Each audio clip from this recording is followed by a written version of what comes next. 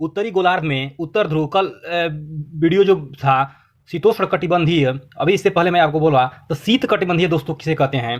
दक्षिणी गोलार्ध में दक्षिण ध्रुव वृत्त एवं दक्षिण ध्रुव के बीच के क्षेत्र में ठंड बहुत होती है। मैंने बताया आपको कि ठंड बहुत होती है कहाँ, दक्षिणी वृत्त ध्रुव और उत्तरी वृत्त ध्रुव में ठंड बहुत अधिक होती है। यानी कि 23.5 अंश से 66.5 अंश के बीच में आपको शीतोष्ण कटिबंधीय बताया मैं, लेकिन 66.5 अंश से उत्तरी ध्रुव में और दक्षिणी ध्रुव में 66.5 अंश से दोस्तों ऊपर हम जाएंगे तो ठंड बहुत अधिक बढ़ने लगती है, इसलिए कि सूर्य का प्रकाश ध्रुव तक नहीं पहुंच पाता है। पृथ्वी चूंकि दीर्घवृत्ताकार है दोस्तों और ध्रुव पर दबी हुई है। मैंने आपको बताया कि शीत कटिबंधीय किसे बोलते हैं दोस्तों, तो शीत कटिबंधीय उस क्षेत्र को बोलते हैं उत्तरी ध्रुव और दक्षिणी ध्रुव 66.5 अंश के ऊपरी क्षेत्र को, उत्तर में या दक्षिण में, ध्यान दीजिएगा बिंदु को, उत्तरीय ध्रुव और दक्षिणी ध्रुव के तरफ हम अगर बढ़ते हैं 66.5 अंश के ऊपर तो दोस्तों शीत कटिबंधीय क्षेत्र होता है वो। 90 अंश और 66.5 अंश के बीच के क्षेत्र को क्या बोलते हैं दोस्तों, शीत कटिबंधीय क्षेत्र बोलते हैं। ध्यान दीजिएगा, मैं आपको फिगर वाइज बताया था वीडियो में, आइए फिगर दिखाते हैं, समझाते हैं आपको। ये जो आप फिगर देख रहे हैं, पृथ्वी है ये ग्लोब, ये 0 डिग्री है विषुवत रेखा, उत्तरी गोलार्ध, ठीक है दोस्तों, आपको दिख रहा होगा साफ। ये देखिए मैं आपको बताया था उत्तरी गोलार्ध, देखिए दोस्तों ये उत्तरी गोलार्ध ऊपर है, विषुवत रेखा के ऊपर उत्तरी गोलार्ध और विषुवत रेखा के नीचे दक्षिणी गोलार्ध, ठीक है दोस्तों। तो विषुवत रेखा के ऊपर हम जैसे जैसे बढ़ते हैं हमारा जो अंश है, यानी कि अक्षांशीय रेखा की दूरी कम होती जाती है दोस्तों। अक्षांशीय रेखा एक बिंदु के समान हो जाता है जब 90 अंश पर पहुंचते हैं हम, तो एक अक्षांशीय रेखा की दूरी बिंदु के समान होती है और 90 अंश तक पहुंचते पहुंचते ठंड बहुत अधिक बढ़ जाती है। तो हम बताएं आपको कि शीत कटिबंधीय किसे बोलते हैं, 66.5 अंश से ऊपर, 66.5 अंश अक्षांश के ऊपर शीत कटिबंधीय क्षेत्र शुरू हो जाता है और 66.5 अंश के नीचे क्या है, शीतोष्ण कटिबंधीय, यानी कि ठंडी भी है और हल्का फुल्का गर्मी भी पड़ता है दोस्तों। एनसीईआरटी बेस्ड कक्षा 6 भूगोल के पुस्तक से आपको मैं अध्ययन करा रहा हूं, आप ध्यान दीजिएगा। वही स्थिति दक्षिणी गोलार्ध में भी होती है दोस्तों। यहाँ पे 66.5 अंश अगर यहाँ हम नोटेड कर लेते हैं, ये मान लीजिए, मान लेना है कि ये 66.5 अंश है, तो यानी कि इसके इधर जैसे जैसे हम बढ़ेंगे, ठीक है दोस्तों, इधर हम बढ़ रहे हैं ध्रुव की तरफ, ये आपका दक्षिणी ध्रुव है, यानी कि ये 90 डिग्री इसको ले लेंगे हम, ठीक है, ये 90 डिग्री हो गया। इधर उत्तरी ध्रुव है, इसको भी 90 डिग्री यहाँ ले लेते हैं, यहाँ पे 90 डिग्री हो गया, ठीक है दोस्तों। तो ये 90 डिग्री विषुवत रेखा से ऊपर बढ़ेंगे तो देखिए एक बिंदु हो गया है, और इधर भी विषुवत रेखा से नीचे दक्षिणी गोलार्ध में बढ़ेंगे तो अक्षांशीय जो आपका रेखा है उसकी दूरी कम होती जाती है। तो आपको मैं बता रहा हूं यहाँ पे शीत कटिबंधीय क्षेत्र कहाँ से कहाँ तक आपको देखना है। शीत कटिबंधीय क्षेत्र ग्लोब पर आपको पूछा जाएगा कि कितने अंश से कितने अंश तक शीत कटिबंधीय पाया जाता है, उसको बताना है। ये बेसिक चीजें हैं दोस्तों। कक्षा 6 के पुस्तक में शीत कटिबंधीय अक्षांश देशांतर पाठ 2 मैं बता रहा हूं दोस्तों। आइए देखते हैं, यहां से क्वेश्चन प्रतियोगी परीक्षाओं में डायरेक्ट बनता है और अध्ययन करते हैं। बहुत ही महत्वपूर्ण टॉपिक है ये कंफ्यूजन को रखना ही नहीं है दोस्तों। बेसिक चीज है, इसको जानना जरूरी है कि अक्षांश किसे कहते हैं, देशांतर किसे कहते हैं, और अक्षांश देशांतर को ग्लोब पर कैसे हम समझेंगे, इस चीज को मैं बता रहा हूं। आइए देखते हैं दोस्तों। मैं आपको अक्षांश से संबंधित बता दिया। अक्षांश हमारा स्थिति को बताता है, ग्लोब पर विश्व की स्थितियां क्या है, यानी कि दूरी को दर्शाता है। अक्षांश अंश में हम इसको, जो अक्षांश दूरी को दर्शाता है उसको अंश में मापते हैं। अब हम आपको बताएंगे देशांतर क्या है। अक्षांश के विषय में बताया आपको। अब देशांतर, देशांतर डिग्री में मापा जाता है दोस्तों, और देशांतर से समय का निर्धारण किया जाता है। विश्व में कौन दो स्थानों के बीच का कितना समय का अंतर है, ये देशांतर बताता है दोस्तों। तो देशांतर क्या है इसको समझेंगे, फिगर से बताऊंगा मैं आपको। आइए बने रहिए चैनल पे, और अच्छा लगे दोस्तों, समझ में आए तो चैनल सब्सक्राइब अवश्य करिए। ये देखिए दोस्तों, मैं आपको कल फिगर बनाया था, माफ कीजिएगा, वर्तमान में जो आपको बताया जा रहा है इससे पहले मैं आपको बताया फिगर द्वारा। देखिए उसी में ध्रुव को, दोनों ध्रुवों को, दक्षिणी और उत्तरी ध्रुव, चूंकि पृथ्वी 23.5 अंश झुकी हुई है अपने अक्ष पर, एक सुई के आकार के 0 डिग्री, दोनों ध्रुवों को जो मिलाते हुए आपको जो लाइनिंग दिख रही है ये बीच वाली, 23.5 डिग्री झुकी हुई है अपने अक्ष पर पृथ्वी। अब दोनों ध्रुवों को मिला करके हम जो एक काल्पनिक रेखा खींचते हैं दोस्तों, लेट, जिसको लॉन्गिट्यूड बोलते हैं, इंग्लिश में देशांतर को लॉन्गिट्यूड, यानी कि दोनों ध्रुवों को मिला करके जो ये रेखा खींच रहे हैं हम, ऊर्ध्वाधर, और हिंदी में आपको बताया मैं क्षैतिज, यानी उसको पड़ी लाइन बोलेंगे, लेटी हुई, उसको लेटीट्यूड, लेटी हुई रेखा लेटीट्यूड, यानी कि अक्षांशीय रेखा उसको बोलते हैं। लंबी रेखा दोस्तों, सिंपल भाषा में मैं, यह एक आपका बेसिक क्लास है, आपको छोटी से छोटी चीजें बताऊंगा, याद कर लीजिए। इंग्लिश में देशांतरीय रेखा को लॉन्गिट्यूड क्यों बोलते हैं, लंबी रेखा, खड़ी रेखा, लॉन्गिट्यूड, अक्षांशीय रेखा यानी कि लेटी हुई रेखा लेटीट्यूड। ओके दोस्तों, कभी नहीं भूलेंगे आप, आइए बने रहिए। तो आपको देशांतरीय रेखा मैं बताऊंगा। देशांतरीय रेखा दोस्तों दोनों ध्रुवों को मिलाकर के काल खींची गई रेखा एक बिंदु पर आकर के मिलती है, उसे देशांतरीय रेखा बोलते हैं दोस्तों। और एक दो देशांतरों के बीच कितने डिग्री का अंतर होता है दोस्तों? दो देशांतरों के बीच में 4 मिनट, यानी कि 1 डिग्री बराबर दोस्तों 4 मिनट होता है। दो देशांतरों के बीच 1 डिग्री का अंतर और 1 डिग्री बराबर 4 मिनट होता है दोस्तों। आइए पुस्तक से अध्ययन करते हैं, क्योंकि कक्षा 6 के बच्चे भी, स्कूली बच्चे भी इसको पढ़ेंगे और अध्ययन करेंगे, और प्रतियोगी परीक्षाओं के छात्र भी पढ़ेंगे, अध्ययन करेंगे। तो आपने देखा कि देशांतर रेखा क्या है? दोनों ध्रुवों को मिलाकर खींची गई काल्पनिक रेखा को देशांतर रेखा बोलते हैं। दोनों ध्रुवों के बिंदु को मिलाकर खींची गई काल्पनिक रेखा को देशांतर रेखा बोलते हैं। समझ में आया? आइए आगे पुस्तक से अध्ययन करते हैं। तो यहां पे लिखा है दोस्तों, किसी स्थान की स्थिति को बताने के लिए, मैं बताया आपको, किसी स्थान की स्थिति को बताने के लिए उस स्थान के अक्षांश के अतिरिक्त कुछ और जानकारी की आवश्यकता भी होती है समय की होती है। दो स्थानों की स्थिति को हम अक्षांश से बता देंगे, लेकिन और तो आवश्यकता होगी कि समय कितना लग रहा है दोनों स्थानों के बीच में जाने में। अब हमको भारत से जाना है अमेरिका दोस्तों, तो हमको तो पता है कि भारत से अमेरिका की स्थिति क्या है, अक्षांश से हम पता कर लेंगे, लेकिन हमको समय कितना लग रहा है ये भी तो देखना है। तो उसके लिए देशांतर का जरूरत पड़ा दोस्तों। तो देशांतर आपको देखिए यहाँ पे दिया है कि आवश्यकता भी होती है। आप देख सकते हैं कि प्रशांत महासागर में स्थित टोंगा द्वीप एवं हिंद महासागर में स्थित मॉरिशस द्वीप एक ही अक्षांश यानी कि 20 डिग्री दक्षिण, यहाँ लिखा है देखिए 20 डिग्री दक्षिण पर स्थित है। अब यहाँ पे आपको बता दूं कि महासागर में स्थित बोल रहा है टोंगा द्वीप हिंद महासागर में है, और मॉरिशस द्वीप एक ही अक्षांश 20 डिग्री पर स्थित है। इसको हम अभी आपको ग्लोब पर समझाएंगे कि कहाँ पे मॉरिशस में स्थित है टोंगा द्वीप और हिंद महासागर में है। तो उनकी सही स्थिति जानने के लिए यह पता करना होगा कि उत्तर ध्रुव को दक्षिण ध्रुव से जोड़ने वाला संदर्भ रेखा से पूर्व या पश्चिम की ओर इन स्थानों की दूरी कितनी है। इन संदर्भ रेखाओं को देशांतरीय यामोत्तर कहते हैं दोस्तों। आपको दिख रहा होगा यहाँ पे साफ साफ, आपका यह कक्षा 6 भूगोल देशांतर ग्लोब पाठ है आपका, देशांतर एवं अक्षांशीय पाठ का नाम है। मैं अध्ययन करा रहा हूं आपको, तो आपने समझा कि देशांतर की जरूरत क्यों पड़ती है। आप क्लास से बाहर पटाखों की आवाज़ आ रही है दोस्तों, छठ पर्व के बाद भी पटाखे बचे हैं, तो आपको आवाज़ आए तो डिस्टर्ब ना होइए, बने रहिए चैनल पे और ध्यान से अध्ययन करिए। तो यहाँ पे बता रहा हूँ मैं आपको, देखिए यामोत्तर कहते हैं तथा उनके बीच की दूरी को देशांतर के अंशों में मापा जाता है। तो प्रत्येक अंश को मिनट में तथा मिनट को सेकंड में विभाजित किया जाता है। एक पॉइंट, मिस्टेक पॉइंट दोस्तों, आपको अक्षांश जो इससे पहले मैं बताया, तो अक्षांश को जो आपको 23.5 अंश और डिग्री दोनों एक ही इंडिकेट बिंदु से हुआ है, तो उसको आप डिग्री वहाँ पे कर लेंगे। जो अक्षांश होता है आपका डिग्री होता है और देशांतर अंश हो जाएगा। यहाँ पे देखिए साफ साफ अक्षरों में लिखा है देशांतर के अंशों में मापा जाता है। तो प्रत्येक अंश को मिनट में, थोड़ा भाषा अशुद्धि के कारण मिस्टेक हो चुका है, आप उसे सुधार लीजिएगा और आप समझ सकते हैं कि देशांतर को यहाँ पे देखिए अंशों में मापा जाता है लिखा है। तो प्रत्येक अंश को मिनट में, ठीक है, एक अंश को 1 मिनट, ठीक है, माफ कीजिएगा, मैं बताया इससे पहले एक अंश को 4 मिनट, ठीक है। तो मिनट में मापते हैं, सेकेंड में विभाजित भी कर सकते हैं, और यहाँ लिखा है मिनट को सेकेंड में विभाजित किया जाता है। ये अर्धवृत्त है, ठीक है, तथा उनके बीच की दूरी ध्रुवों के तरफ बढ़ने पर घटती जाती है। मैं आपको इससे पहले बताया था कि जो ध्रुवों की तरफ हम बढ़ेंगे तो उसकी दूरी क्या होती है, घटती जाती है, और एक बिंदु ऐसा आता है कि उसकी दूरी 0 हो जाती है दोस्तों। देखिए यहाँ पे लिखा हुआ है बढ़ने पर यामोत्तर में घटती जाती है, ध्रुवों पर 0 हो जाती है, यानी कि ध्रुव पर एक बिंदु के समान हो जाता है, वहाँ 0 हो जाती है उसकी दूरी। जहाँ सभी देशांतरीय यामोत्तर आपस में मिलते हैं, उसी जहाँ अक्षांश जो आपका दूरी 0 होता है, बिंदु होता है, उसी बिंदु पर देशांतर जा करके मिलते हैं। दोनों ध्रुवों के बिंदु पर देशांतरों का मिलन होता है दोस्तों, ठीक है। अक्षांश यानी कि समांतर रेखाओं में भिन्न सभी देशांतरीय यामोत्तर की लंबाई समान होती है, इसलिए इन्हें सिर्फ मुख्य संख्याओं में व्यक्त करना कठिन था। तब सभी देशों ने निश्चय किया कि ग्रीनिच, जहां ब्रिटिश राजकीय वेधशाला स्थित है, ग्रीनविच दोस्तों, यहाँ पे ग्रीनिच लिखा है, ग्रीनविच भी बोलते हैं इसको, जहां ब्रिटिश राजकीय वेधशाला स्थित है, से गुजरने वाली यामोत्तर से पूर्व और पश्चिम की ओर गिनती शुरू की जाए।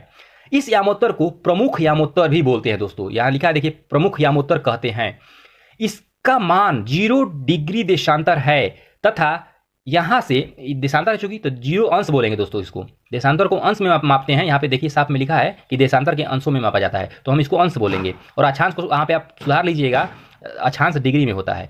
तो 0 अंश देशांतर है तथा यहाँ से हम 180 अंश पूर्व या 180 अंश पश्चिम तक गणना करते हैं।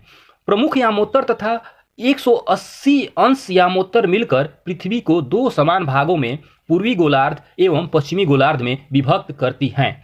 अब यहाँ पर मैं बताऊंगा आपको कि हम जो कह रहे हैं कि पूर्वी गोलार्ध और पश्चिमी गोलार्ध, ठीक है दोस्तों।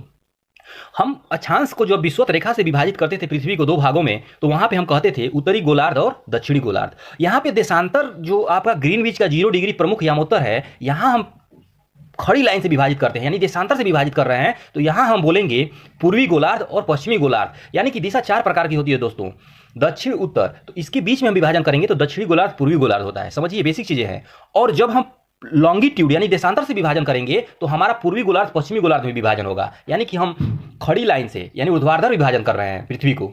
और जब हम पृथ्वी को ऊर्ध्वाधर न करके क्षैतिज विभाजन करेंगे तो वहां पर हमारा बटेगा उत्तरी गोलार्ध और दक्षिणी गोलार्ध में। ठीक है दोस्तों, वही लिखा है यहाँ पे, समझिए आप यहाँ पे। तो यहाँ पे आपको क्या लिखा है, समान भागों में पूर्वी गोलार्ध एवं पश्चिमी गोलार्ध में विभक्त करती है। इसलिए किसी स्थान के देशांतर के आगे पूर्व के लिए अक्षर पू लिख करके सुना लिखा रहता है दोस्तों, पू लिख करके बिंदु लिया रहता है, तो उसको क्या समझेंगे हम, पूर्व।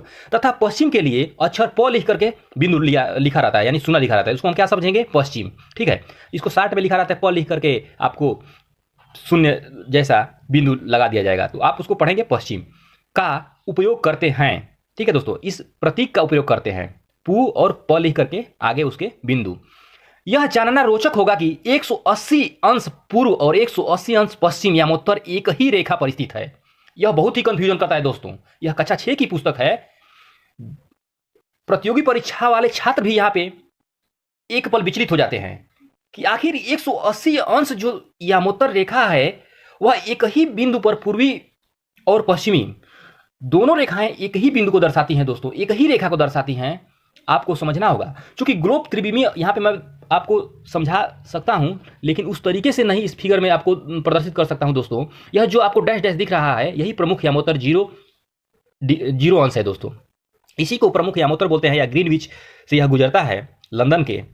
तो ये जो आपको डैश डैश दिख रहा है, तो यहाँ 0 है, इसके घूमते हुए आएंगे तो यहाँ 180, और इधर से भी घूमते हुए आएंगे तो 180, यानी यही आपका जो देशांतर रेखा है 180 अंश पूर्वी और पश्चिमी को दर्शाता है दोस्तों। वही यहाँ पर बता रहा है कि एक ही रेखा होता है जो स्थित है, कौन सा, 180 पूर्व और 180 पश्चिम यामोत्तर एक ही रेखा है दोस्तों, वही डैश वाला।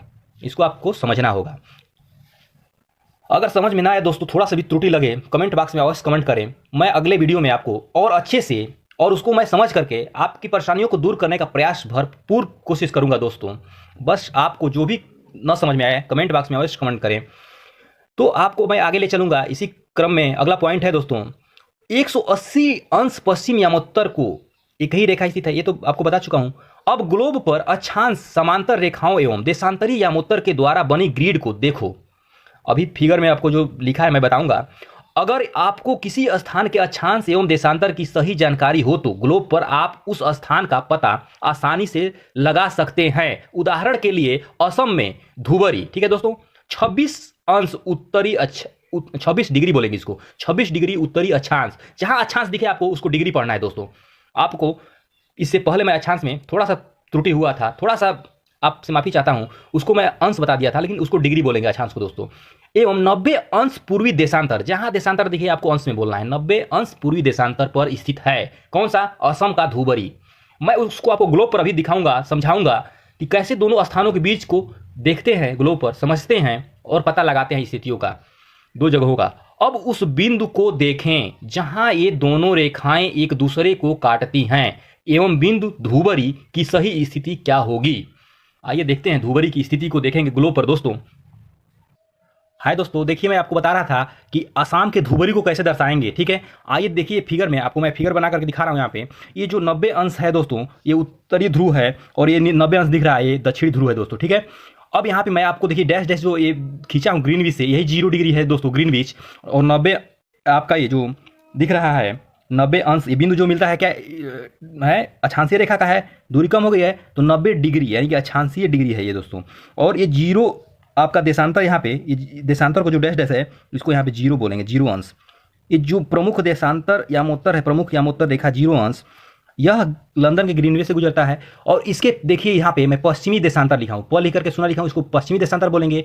तो यानी इस डैश के आपको बाएं साइड में, यानी कि बाएं क्या है, पश्चिमी देशांतर, और दाहिने हाथ की तरफ अगर हम उत्तर की तरफ मुख करके खड़े होते हैं तो हमारे दाहिने पूर्व होता है, और पूर्वी देशांतर, पूर्व लिख करके मैं शून्य दिया हूं, यानी कि आप इसको पूर्वी देशांतर पढ़ेंगे। ठीक है दोस्तों, यानी कि इस डैश के इधर पश्चिमी देशांतर और दाहिने साइड में पूर्वी देशांतर। अब हम इसको समझेंगे इस ग्लोब पर कि असम का ध्रुवरी कहाँ स्थित है और कितने डिग्री, कितने अंश पर स्थित है दोस्तों। आइए देखते हैं। आपको यहाँ पे बताया था इस पुस्तक में कि असम में ध्रुवरी 26 डिग्री उत्तर अक्षांश, ठीक है दोस्तों, 26 डिग्री उत्तर अक्षांश और 90 अंश पूर्वी देशांतर पर स्थित है। यानी कि 90 अंश पूर्वी देशांतर और हमको 26 डिग्री उत्तरी अक्षांश पर दर्शाना है ध्रुवरी को। आइए देखते हैं, ग्लोब पर समझाते हैं कैसे देखते हैं। अब हमको 90 अंश दिया है पूर्वी देशांतर दोस्तों। अब हम देशांतर रेखा, देखिए ये दो देशांतर रेखा मैंने खींच रखा है, ठीक है, और दो देशांतरों के बीच एक अंश, दो देशांतर के बीच, चूंकि दोस्तों देशांतर रेखा जब हम खींचते हैं ग्लोब पर। हाय दोस्तों, आइए हम ध्रुवरी को स्थिति को देखेंगे असम के, जो आपको यहाँ पे पुस्तक में बताया है कि असम के ध्रुवरी की स्थिति 26 डिग्री अक्षांशीय स्थिति क्या है उसकी उत्तर और 90 डिग्री पूर्वी देशांतर। तो इसको हम ग्लोब पर कैसे देखेंगे, यहाँ पे आप देख सकते हैं दोस्तों कि 26 डिग्री उत्तर अक्षांश एवं 90 अंश पूर्वी देशांतर पर स्थित है कौन सा, असम का ध्रुवरी। तो इसको ग्लोब पर हम कैसे देखेंगे, आइए देखते हैं। ये दोस्तों आपका ग्लोब है, तो हम इसको अक्षांशीय रेखा खींच लेंगे यहाँ पे। आइए यहाँ पे अक्षांशीय रेखा, ये अक्षांश रेखा देखिए, यानी कि एक विषुवत रेखा के समान था। देखिए मैं स्केल का प्रयोग नहीं कर रहा हूँ दोस्तों समझाने के लिए, टेढ़ी मेढ़ी रेखा हो सकती है, आप इसको मैनेज करिएगा। इसको बराबर बराबर समांतर होता है, अक्षांशीय रेखा विषुवत रेखा के समांतर रेखा को काल्पनिक रेखा खींच लेते हैं। और ये हम रेखा खींच रहे हैं यानी कि लेटीट्यूड दोस्तों, अच्छा क्षैतिज रेखा खींच रहा हूँ मैं, ये दिशा आपका अक्षांशीय रेखा हो जाएगा, ठीक है। और ये रेखाएं खींच लेंगे और जैसे जैसे ध्रुव की तरफ बढ़ते हैं अक्षांशीय रेखा की दूरी कम होती है, पता है आप लोगों को दोस्तों। और एक ऐसा बिंदु आता है जिसे हम ध्रुव बोलते हैं, ध्रुव के बिंदु पर यह एकदम बिंदु के समान हो जाता है, दूरी बहुत कम हो जाती है। देख सकते हैं आप लोग दूरी कम हो रही है। तो ये दक्षिणी गोलार्ध में नीचे खींच रहा हूँ मैं, यानी कि विषुवत रेखा, भूमध्य रेखा, उसको 0 डिग्री रेखा भी बोलते हैं, उसके नीचे दक्षिण में मैं खींच रहा हूँ ये अक्षांशीय रेखा, आपको दिख रहा होगा। और इसी तरीके से इस तरह खींचते जाएंगे, यहाँ बिंदु हो जाता है, यानी कि दूरी एकदम शून्य हो जाती है अक्षांशीय रेखा की दोस्तों, ठीक है, खींच लिया गया। अब हम देशांतर रेखा 2 खींचे हैं, यानी कि दो देशांतरों के बीच 15 अंश, दो देशांतरों के बीच कितना डिग्री रहता है, क्योंकि टोटल डिग्री 360 होता है। वृत्त का झुकाव 23.5 अंश, 23.5 डिग्री है दोस्तों। पृथ्वी का अपने अक्ष पर झुकाव 23.5 डिग्री है। और टोटल अगर देखेंगे वृत्त ध्रुव से इस ध्रुव को मिलाएंगे 360 डिग्रियों में है दोस्तों, यानी कि 24 घंटा अगर हम पृथ्वी घूमती है अपने अक्ष पर तो 24 घंटा लेती है और 360 डिग्री होता है दोस्तों। एक बिंदु से उसी बिंदु पर आने में 360 डिग्री घूमती है पृथ्वी। तो 360 को हम बांटते हैं तो दो देशांतरों के बीच 15 डिग्री का अंतर होता है। और 1 डिग्री बराबर आपको 1 डिग्री बराबर 4 मिनट होता है दोस्तों। तो 15 डिग्री बराबर 60 मिनट, यानी कि 1 घंटा। तो एक देशांतर से दूसरे देशांतर जाने में 1 घंटा लगता है दोस्तों, 1 घंटा। तो आपको हम समझेंगे कि ध्रुवरी असम की स्थिति को समझेंगे। दिया है 26 डिग्री उत्तर, तो 26 डिग्री उत्तर दिया है दोस्तों, तो देशांतर भी खींच लेते हैं। और यहाँ पे जानेंगे हम, थोड़ा टेढ़ा मेढ़ी लाइनें जा रही हैं देशांतर की, मैं प्रकार से नहीं खींच रहा हूँ दोस्तों, फिंगर का प्रयोग करके हाथों से खींच रहा हूँ। यह ध्रुवों को मिलाएंगे। देशांतरीय रेखा कैसे खींचते हैं, दोनों ध्रुवों को मिला करके काल्पनिक रेखा खींचते हैं दोस्तों, उसको हम देशांतरीय रेखा बोलते हैं। और दो देशांतरीय रेखाओं के बीच की दूरी, दो देशांतरीय रेखाओं के बीच दूरी नहीं डिग्री, यानी कि अंतर 15 डिग्री का होता है। अब आपको बताऊंगा मैं कि देशांतरीय रेखा की संख्या कितनी होती है दोस्तों। तो ये जो देशांतर रेखाएं हैं दोस्तों, देशांतर रेखाएं खींचा गया दोस्तों। आइए यहाँ पे समझते हैं कि देखिए एक देशांतर, जैसे कि देशांतरों के बीच पृथ्वी हमारी 24 घंटे में दोस्तों 24 घंटा, यहाँ पे देखिए 24 घंटे में दोस्तों पृथ्वी घूमती है एक चक्कर, यानी कि 24 घंटे में 360, ठीक है दोस्तों, 360 डिग्री घूम लेती है। तो एक घंटे में दोस्तों ये क्या है, 24 घंटे में है, एक घंटा में 24 घंटा में 360, तो एक घंटे में दोस्तों कितना घूमेगी पृथ्वी, तो 24 से 360 में हम भाग दे देंगे दोस्तों, तो कितना आ जाएगा यहाँ पे 360 में 24 से 360 डिग्री में 24 से भाग दे देंगे दोस्तों।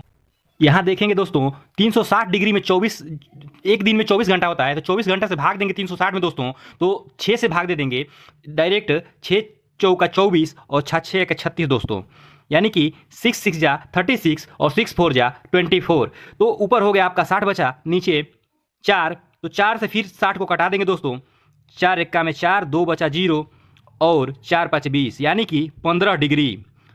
24 से हम 360 में भाग दिए दोस्तों, 15 डिग्री आ गया हमारा। अब 15 डिग्री यानी कि एक घंटे में हमको निकालना है, क्योंकि 24 घंटे में 360 डिग्री घूमती है पृथ्वी, तो एक घंटे में 15 डिग्री निकल के आ गया दोस्तों। मैंने 24 से भाग दे दिया 360 में, तो यहाँ पे 15 डिग्री एक घंटे में, और एक घंटे में कितना मिनट होता है दोस्तों, तो 60 मिनट होता है। कितना मिनट होता है, 60 मिनट, और मिनट को 2 डैश से दिखाते हैं, एक डैश से, और सेकंड को 2 डैश से, यहाँ पे 1 डैश रहेगा, इस तरीके से डैश लगा लेंगे, यानी इसको 60 मिनट बोलते हैं।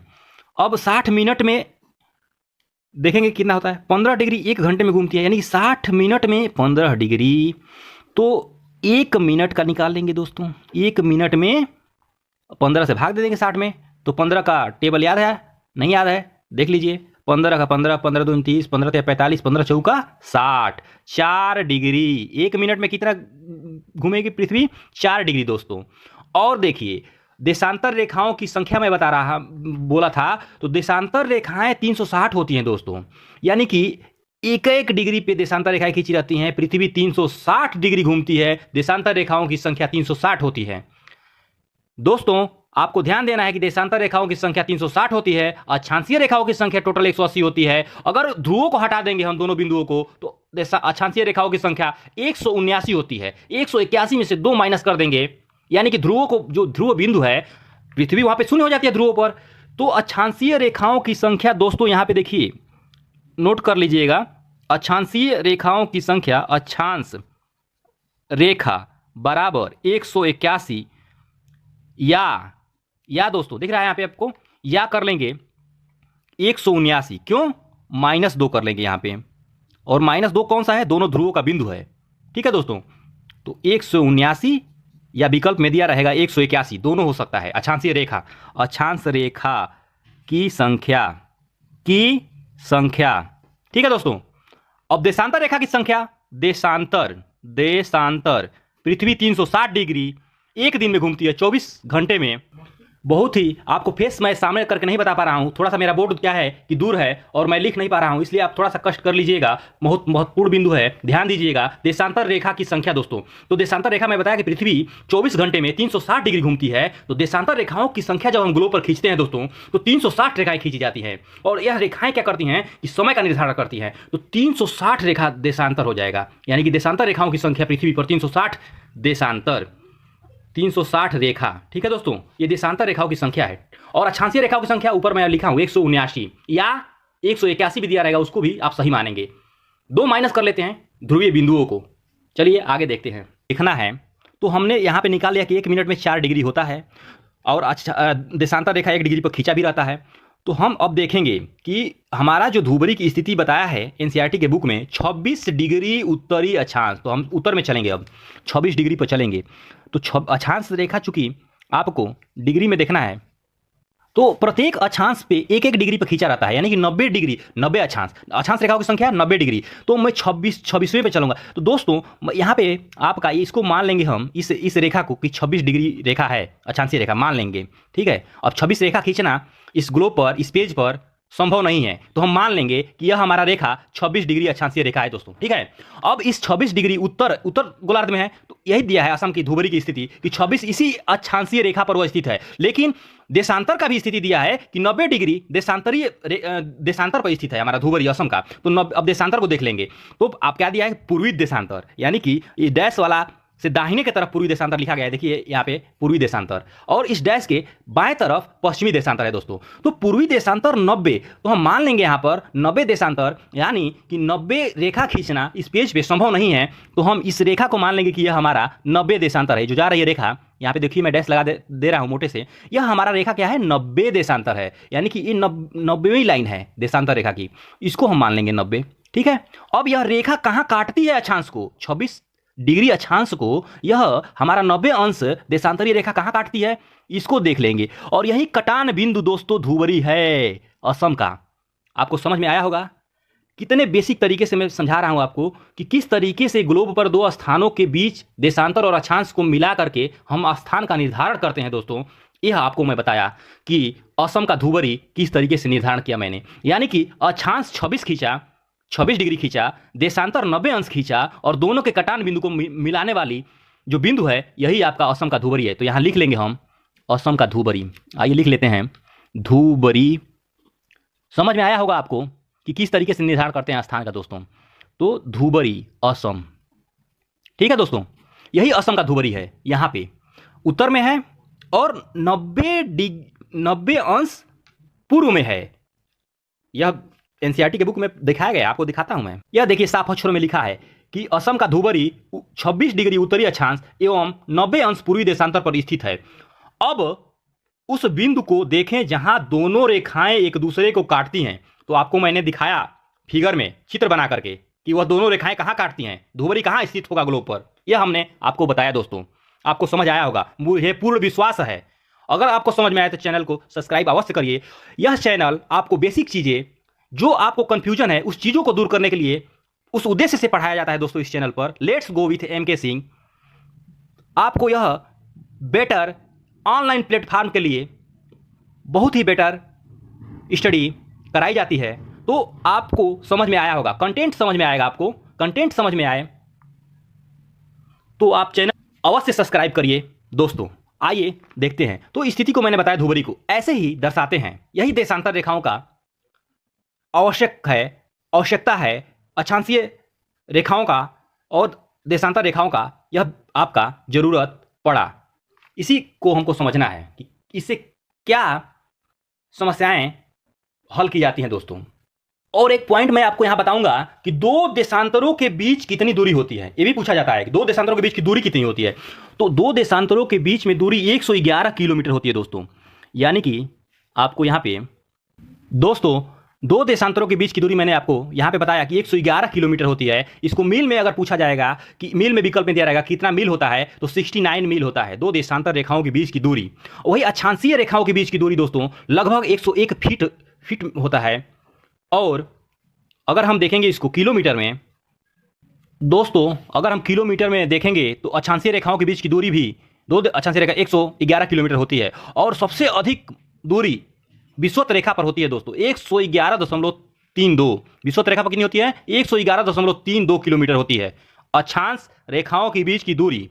देशांतर रेखाओं के बीच की दूरी देखेंगे तो वही जो डैश दिया है आपको, यही है आपका 0 डिग्री मुख्य यामोत्तर या ग्रीनविच इसको बोलते हैं। यहां पर होती है 111.32 किलोमीटर दोस्तों दूरी। यह देखिए दोस्तों पूरे विश्व को 7 महाद्वीपों को दर्शाया गया है अक्षांशीय और देशांतरीय रेखा द्वारा। समय स्थान को देशों को दर्शाया गया है। तो मैं यह चूंकि वीडियो बहुत लंबा हो जाएगा दोस्तों, तो अभी अक्षांशीय और देशांतर की कुछ पॉइंटें बची हुई हैं, अगले वीडियो के साथ मिलेंगे दोस्तों। तब तक के लिए धन्यवाद, जय हिंद, दैट्स ऑल। अगर वीडियो अच्छा लगे तो सब्सक्राइब करिए और चैनल पर बने रहिए। ऐसे ही कंटेंट के साथ, ऐसे ही महत्वपूर्ण बिंदुओं के साथ मिलेंगे और आपको अच्छे से समझ में आएगा दोस्तों। तो मुझे आज के लिए इतना ही दोस्तों, दैट्स ऑल, थैंक यू।